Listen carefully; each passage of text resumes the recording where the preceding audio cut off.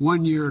All right, everybody. Happy White Boy Day. I guess that's what it is, right? It's White Boy Day. And I don't know what to do with it. I mean, do we commemorate it? Do we have an anniversary? Do we make it a national day of realizing that we have to get our crap together? What do we call today? It's not. Is it an anniversary? Is it a commemoration? It should be a shrill warning that we have in our midst an awesome amount of propagandists and propaganda media and fake news and people who run around this country, pretending that they are news and feeding people a pack of lies over and over again. And we had a president who was willing to double down, triple down, quadruple down on all the lies and was able to corral about 1,000 people in positions of power, in public trust, people in service, people elected, people on the TV, people familiar to you, people who you invite into your house every single day to lie to your face about the results of a free and fair election after months of telling you, after months of priming the pump of lies by saying, the only way I lose is if it's rigged. The only way I lose, which he did in 2016, but he won, so they set that back up on the shelf, right? And they pulled it out again ahead of the 2020 election, and then they lost. And all of a sudden, it became, the operative mood in the country that something was stolen from them or something was stolen from him. It's really sick and twisted, but this is something I was just talking to Brett. Brett and I were having this, deep conversation ahead of the show about, what do we do about the people who are so delusional? And I said, well, they're not delusional. Well, what do we do about the immoral people? I said, well, they're not immoral. Well, what do we do about the people who know the truth but they don't know the truth? They don't. And it just came down to the same thing it always comes down to, and that is this. When you have private actors, when you have big, giant corporate businesses who are employing the most despicable, deplorable, reprehensible liars and putting them in studios that are outfitted with millions of dollars of equipment and fabulous backdrops and making it seem also normal, also truly newsy, also, acceptable as fact or as real.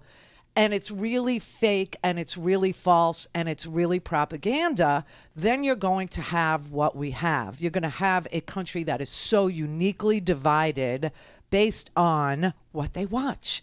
And then add what I've been screaming about for 20 years, this propaganda media, this false identification of people worthy of listening to, like a Rush Limbaugh, for instance, or a Sean Hannity, for instance, or even a Glenn Beck, for instance, or any of those radio shows of yesteryear that were on for thousands and thousands of hours a day, lying to people, but with a veneer of legitimacy backed by a corporate mega company and backed by normal sounding advertisements from normal businesses that were selling pajamas or strawberries or whatever, giving it a veneer of legitimacy and a veneer of normalcy, then those people think it's normal and legitimate what's being said. But what really is happening is thousands of hours of the most despicable people broadcast in every city, in every town, ad nauseum. And then, they'll say, well, that person gets ratings, and so that's why they're on the air.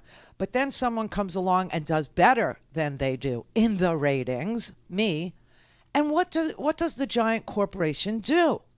Well, it says, okay, let's have lunch. Let's have lunch and let's talk about your future. And then they buy your show and put it on a shelf. But now they control your show because they bought it.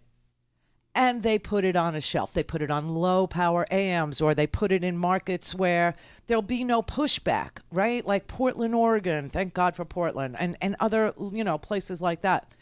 But it's not that people are stupid. It's not that people are immoral. It's what I was trying to explain, to anybody who wants to figure out why, when we all saw what we saw, when we saw windows being broken and police being beaten and all of this happening and lying the day before and lying on that day by the president of the United States that if you don't fight like hell, you're not going to have a country, and it was stolen from me, and I feel your pain, and you know what? This is it. This is the moment you take down names and kick some ass while they're wearing body armor, right? While they're wearing body armor because they know it's about to get violent. Why people believe that swill. And it's because it's literally wrapped inside of something that looks oh so normal. But it's not normal, nor is it true, nor is it acceptable. And so what I've been arguing for my entire freaking broadcast life has been two things and two things only. When you boil down why we do what we do every day to the reason why we do what we do every day, it's simple. We want to see a media that has to